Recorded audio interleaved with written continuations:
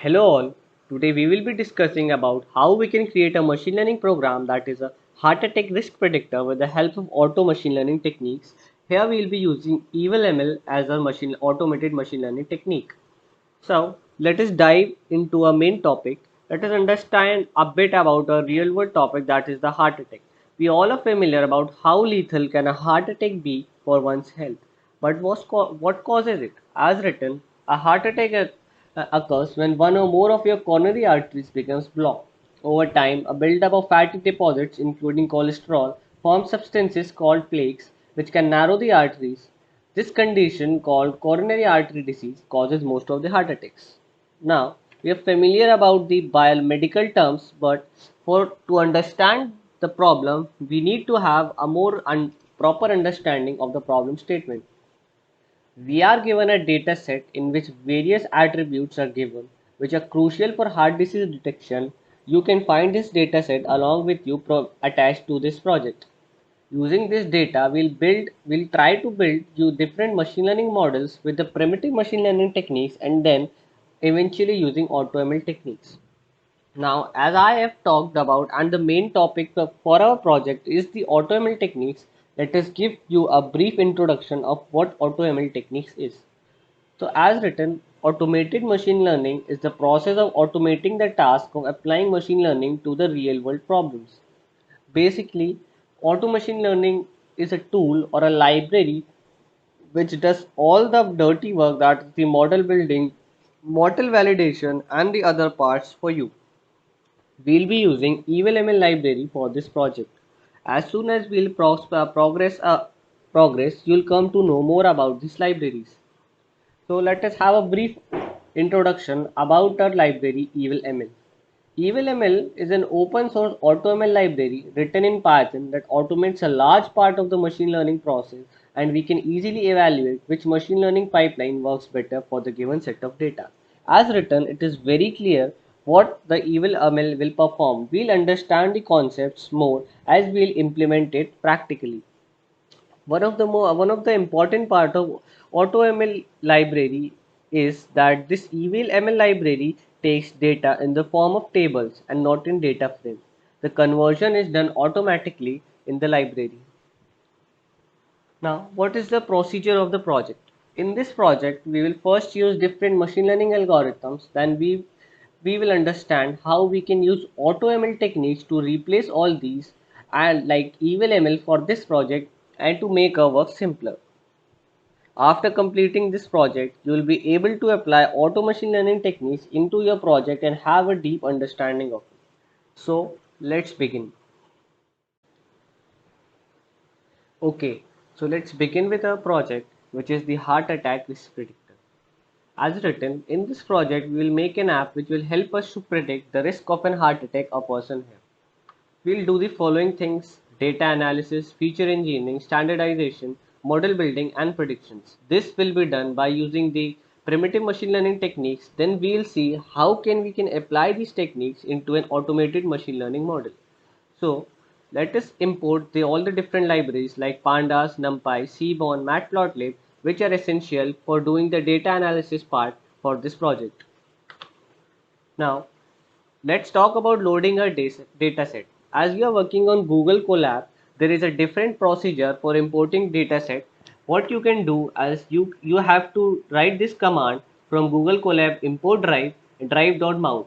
When you'll execute it, you'll be provided a link. You have to click there. You have to select an account. You have to sign in. Then you'll have to copy this link and then you'll paste it here.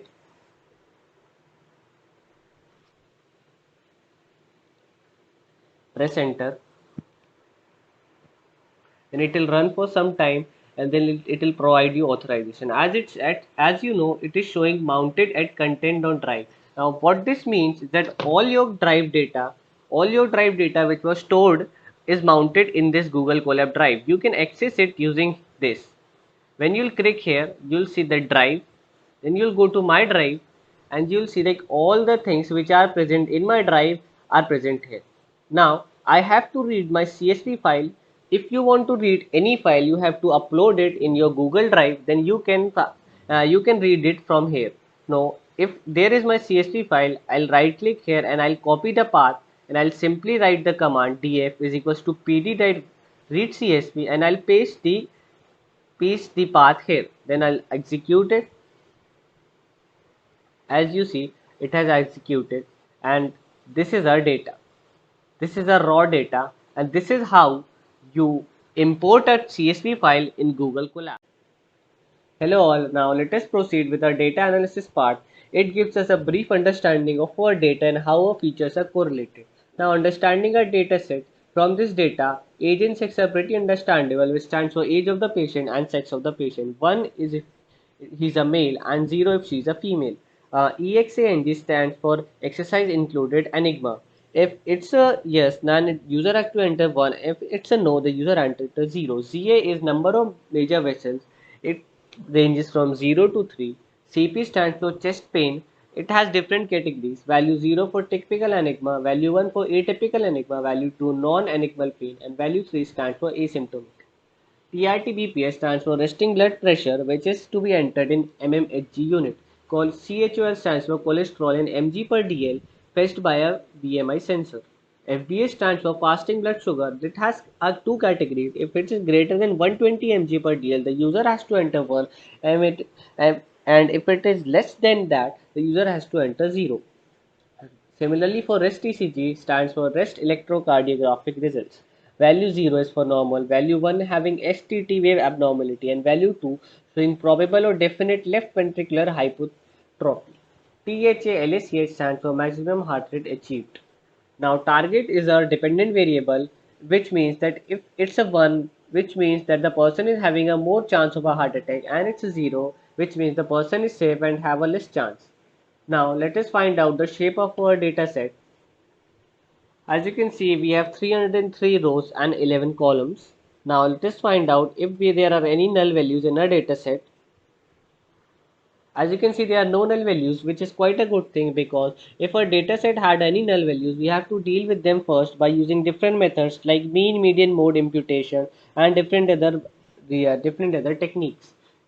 Now, let us find out the correlation or a correlation chart between our different features, which will be stated as which will be like this. It is in a table form, which give us an idea of how our features are correlated. So 1 stands for the same feature, which means that if it's completely correlated, which is only possible for the same feature. The negative stands for the negative correlation, the positive stands for the positive correlation. Now, as soon as the number reaches the 1 or -1, it means that they are highly negatively or positively correlated depending on the data. Now let's convert this into a more graphical form, which will be easily interpretable, which can be done using a command sns.heatmap. Now as you see, this whole data table is converted into a graphical form, which gives us the same information only graphically. These different colors and this mapping give us the information how this data is correlated. But to have an actual idea of how this data is distributed, we'll have to do different univariate and bivariate analysis. Now let's find out the distribution of our age of the patients, how age of the patients is distributed, which can be done using a simple command sns.countplot. Now, as you can see, the age group from 51 to 67 years is the maximum, which is the elderly people. And for the same, if we do for the sex, we can see that the male patients are more in number. As we can see, the 1 stands for male and 0 stands for female. The male patients are more in number. Now, for the different categories variable like the chest pain, we'll do one thing. We'll use a command which stands for dfcp.valuecounts.resetIndex. What this command will do, this will give me the different value counts of the different categories, and then we'll convert it into a data frame so that we can have an idea how chest pain patients are distributed. As you can see, gave me a data frame which gives us the idea that typical enigma patients are more in number than atypical enigma, and asymptomatic are less. Now, this gives us a graphical representation which can be easily understandable and easily executable by the sns.powerplot. SNS stands for Seaborn. Seaborn is a very important library which can be used for different data analysis procedures with a single command of code. Now let's do the same for the ECG values. As you can see, the highest number is normal, and then having STT wave abnormality, and then the second part and the third category. Now, seeing it graphically, it shows us a very pretty clear idea that these two are in abundance, and the third category, which is an abnormality, is in the least. Now, after this, we can have a multivariate analysis which will tell us how these all the features are correlated in the form of different bar plots and distribution charts. This is same as that of the DF correlation, but this is in the form of different charts. This will take some time in execution depending on your computer processing power. This library, this pair plot library is available in the Seaborn library. As you can see, the hue is a parameter which help us in distributing, or which helps us to tell us that command that how we have to distinguish the data. Hue is output, which means that it will be distributed on 1 and 0, which will be pretty understandable when we'll see the figure.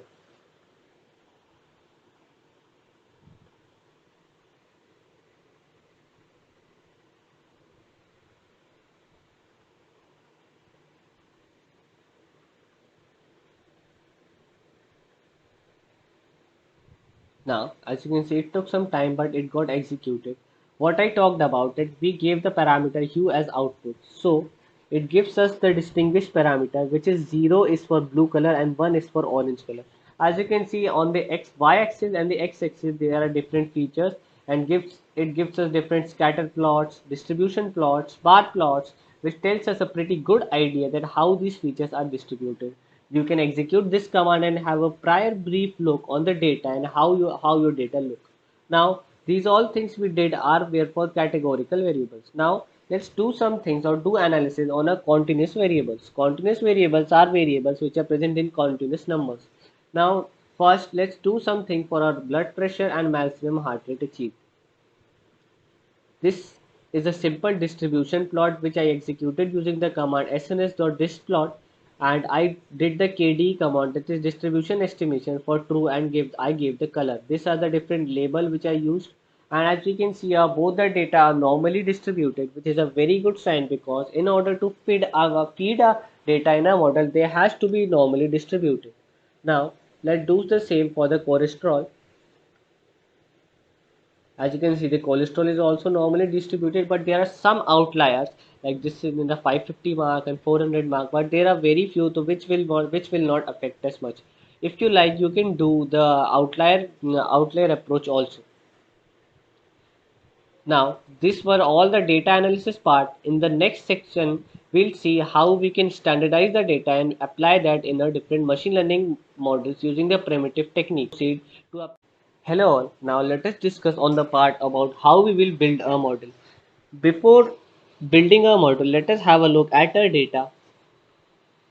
As you can see, our data is various parameters, and they are either continuous or they are categorical. So before feeding our data into the machine learning algorithms, it is a very necessary step which is known as data pre-processing. Now here I'll apply a pre-processing technique called standard scaler, which will basically standardize or scale my values to a common platform so that my model will not have much variation in my data and will perform better. There are various other pre-processing techniques like one-hot encoding for the categorical variables. I have not performed these techniques here, as our main goal is to predict these things with the help of AutoML techniques, which we will do in this coming section. Now, so in order to fit my model, I have used standard scaler. So let's import standard scaler, then we'll fit our data to it, then we'll transform it, we'll create a data frame, and then we'll see how our data is changed. As you can see, our data has been changed or scaled down to a common values ranging from -1 to around 1, which will be later fed to our models. Now we will be using following models for our predictions. First is logistic regression, decision tree, random forest, k nearest neighbor, SVM. Then we'll be using some various ensemble techniques also to see whether we can hyper tune our models or not. Now, before these, we have to split our data. we have to split our data into dependent variables and independent variables. As you can see, the x goes for our independent variables, which are different attributes, and y is our output, which is our dependent variable. Now, let us import train test split, which will split our data with a 30-70 size, that is 70% for train data and 30% for test data. We have different parameters x train, x test, y test, which will be used in a different models. Now, from proceeding to logistic regression, we will import logistic regression from sklearn library. Then I have used label encoder here because I process the target variable also. In order to fed my data, I have to bring this to a 0 1 format. That's why I'm using label encoder. In order to avoid this, you can skip the output data in the standard scaler and only scale the input data, which will be the same like this. Now we have transformed our Y train. Now let us import our model, fit our model. As you can see, our model is fitted. These are the different attributes.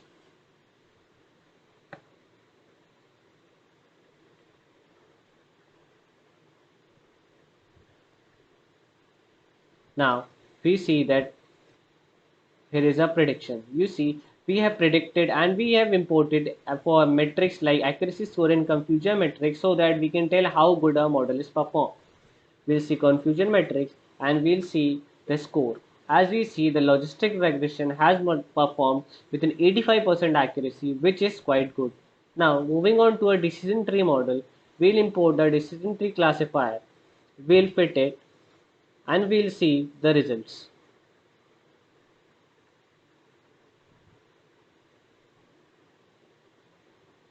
As you can see, the our decision tree model has performed with an accuracy of around 71%, which is a little bit less than the logistic regression model.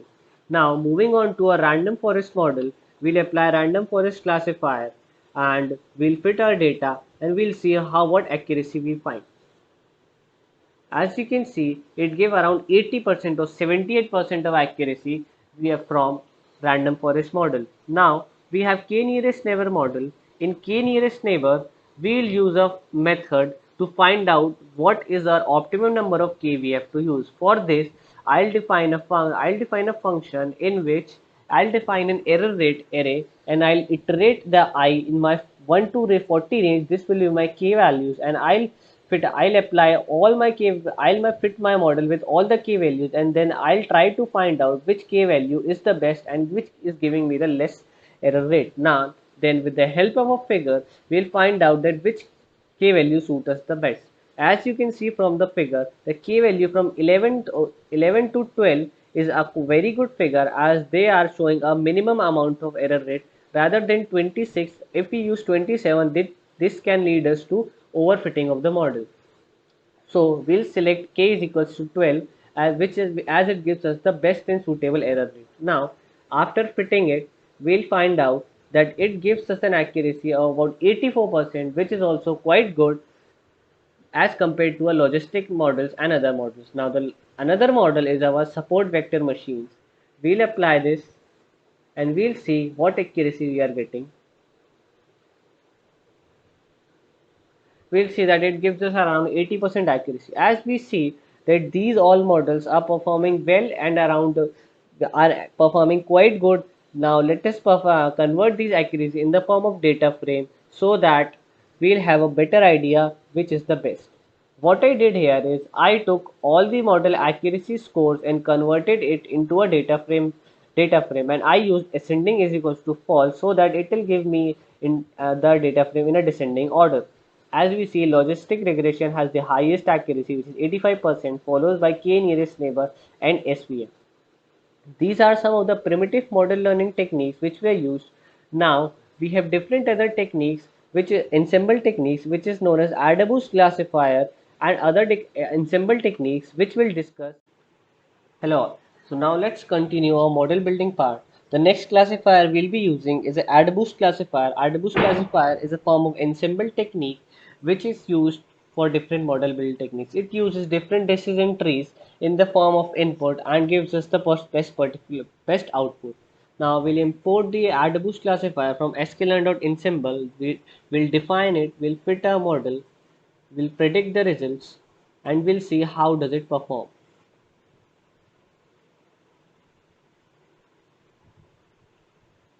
As you can see, AdaBoost classifier does not give that much efficiency as compared to the different models. This can happen because of various different parameters.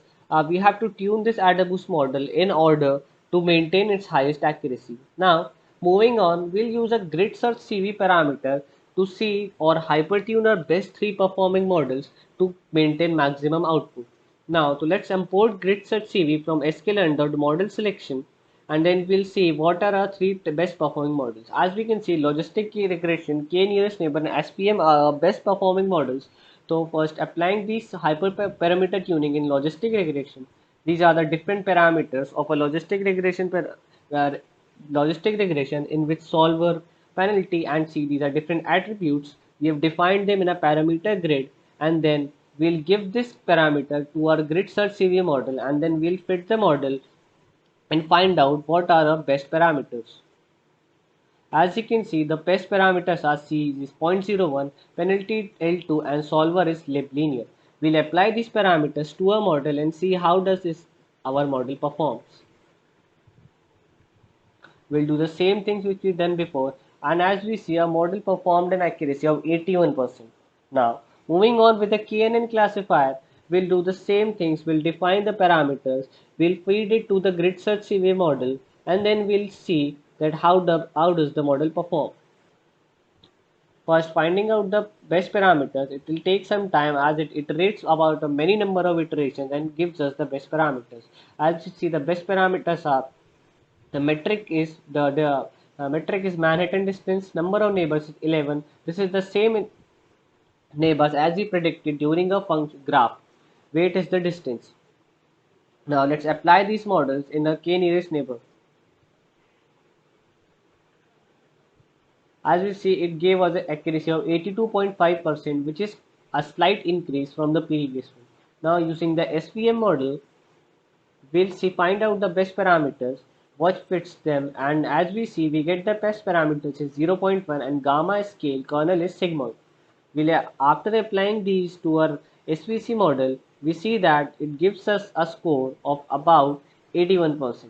Now, after comparing all these models and after hypertuning, we can say that logistic regression with no hypertuning gives us the best accuracy of about 85%. So we'll be using that as our final model to predict the results. Now, in order to a final conclusion of our primitive machine learning techniques, let's build a proper confusion matrix for our model. What we'll do here is, as you can all are aware about the confusion matrix, it gives us about the true positive and true negative of the model. What I did here is I used a method called alt.plot subplots, and then I used various ticks and x labels to make my confusion matrix, and then I named my x label, y label, and title, and then here is my confusion matrix, and I also printed my accuracy of the model, which shows the accuracy of our model is 85.7%. So we used logistic regression model as a best performing model, but these all things are done with the help of primitive machine learning techniques that a data scientists do. In the next section, we'll see that how can we skip all these hustle and perform these with a single line of code with the help of auto machine learning techniques. We'll be using we will be using Eval ML in this techniques, which will be discussed in the next section of the video. Hello all, in this section we'll be discussing about the different auto machine learning techniques which we can use instead of the machine learning techniques which we have used in the previous sections. We'll be using EvalML for this project. EvalML is an open source auto machine learning library written in Python that automates a large part of the machine learning process, and we can easily evaluate which machine learning pipeline works better for the given set of data. You just have to provide a certain type of data, and EvalML will give you the predicted output by comparing all the different parameters and hyper tuning parameters and models in it. First, you have to install EvalML. You can do it by either command prompt or you can directly install it in your collab environment by writing exclamation pip install eval. I have already done it. It will take around 5 minutes to get installed and it will download all the libraries. Then we'll read a dataset previously from pd.readcsv given the copied path. Then we'll see a dataset. It is the same as before. We'll do nothing. We'll just split the data in a dependent variable and independent variable. As we see, well, this is our dependent variable, the target variable, and these are our independent variables. Now we'll import the evalml library. I've already done it. It will around take 2 to 3 minutes to get imported.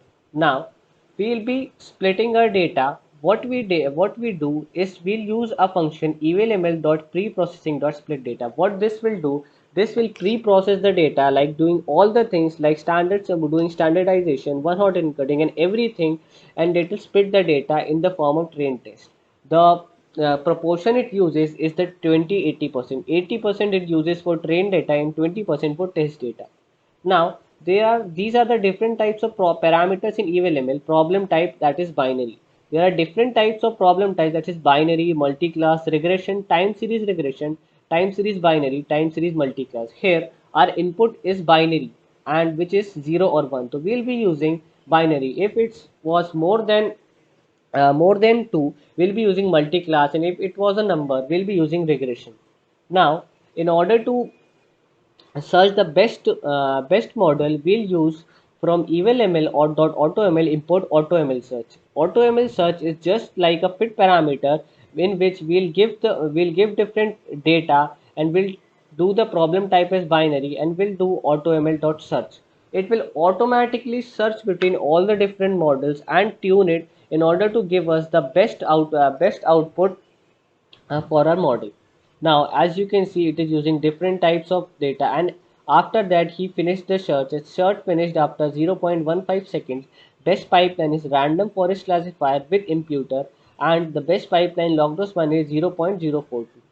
Now, we can also see the rankings, which will be, as you can see, there are different models and it gave us the different scores, the CV score, the validation score, and another things. As we can see that we have a validation score and say, oh, percent better than baseline is 97%, and as cross validation is of 0.03, which is quite less, and as a mean CV score of 42, which is the least, and this is the highest. So we can see the random forest classifier with imputer is the best model.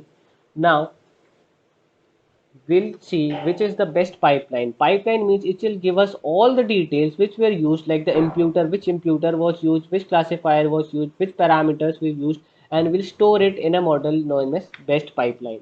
Now, if we want to have a detailed description of this model, we can use the command automl.describe pipeline. We'll use automl ranking and we'll select the first one, that is the random forest by the command command dot ilog 0. It will describe us everything. We will describe the random forest computer with detail and what are the things we use. Will be given log binary score, AUC score, Guinea and precision, F1. As you can see, different types of score are given. Now, if we want to see what score we got in the terms of objectives like AUC, F1, precision, it will be depending on your employer or the domain knowledge, the person who is having the domain knowledge, which score he has to take. We'll be taking different scores and converted into the database. As you can see, AUC score has approximate accuracy of 91%, F1 is 86%, we have a precision of 87.5% and recall of 84.4%. As you can see, this is far more better and far more accurate than the models we used in the machine learning.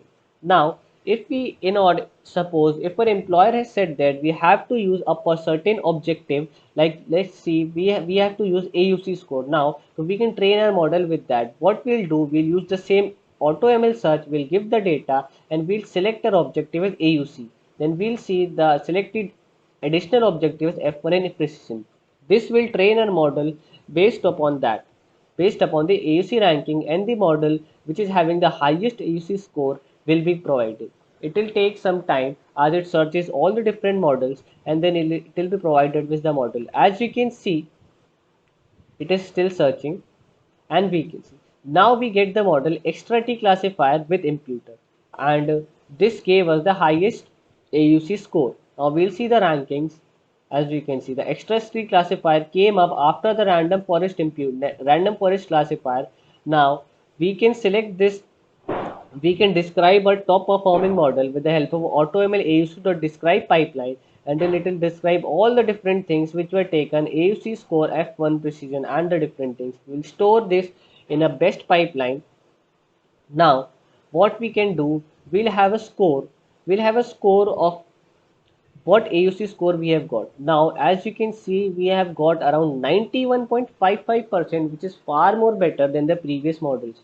Now we have build a model in the base of with the help of AutoML technique, that is EvalML, which an accuracy of about 91%. Now what we have to do is we'll save the model in a pickle file. What you can do, by you can do this by best pipeline. Best pipeline is the thing which we stored, and best pipeline dot save model dot pickle. And in order to load a model, we can do this by final model automl dot load model dot pickle, and we can predict the results with the help of this. Now we'll predict the results.